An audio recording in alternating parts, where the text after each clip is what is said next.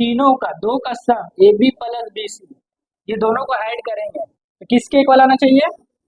ए सी के। अगर ये इक्वल आ गया ए सी या सी ए के इक्वल आ गया तो मतलब ये कोलिनियर है, और नहीं आया तो मतलब ये कोलिनियर नहीं है।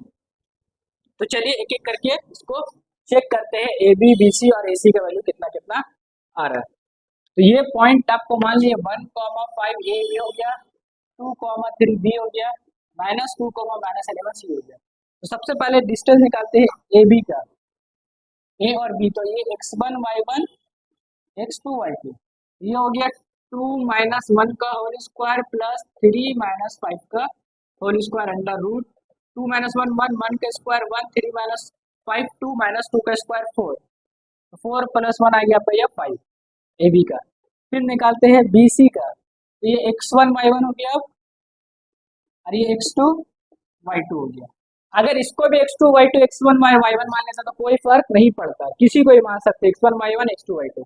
लेकिन जब पॉइंट बी सी लेंगे तो ये दोनों ही का कोऑर्डिनेट लेना, ए का कोऑर्डिनेट नहीं लेना। तो x2 कितना हो गया हम लोग का -2, x1 भी ये फॉर्मूला का -2 है तो 2 लिख दिए होल स्क्वायर प्लस -11 -3 का होल स्क्वायर अंडर रूट।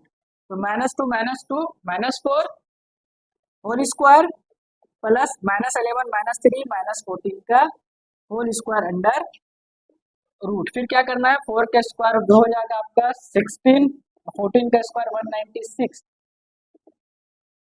अब दोनों को ऐड करेंगे 6 + 6 12, 9 1 10 11, 212 कितना आ गया आपका 212। अब निकालना है सी ए।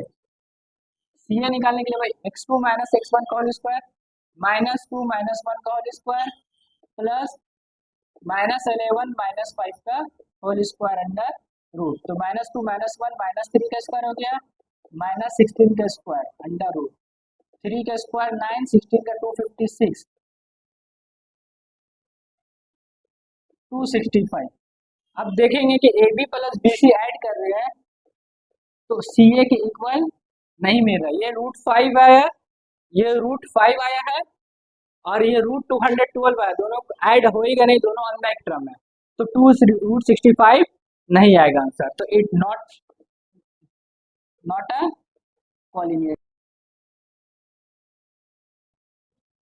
इसके बाद आप लोगों का जो नेक्स्ट क्वेश्चन है वो है check whether this and this, ये तीनों point vertices of isosceles triangle है या नहीं है, आप लोगों को बताना है।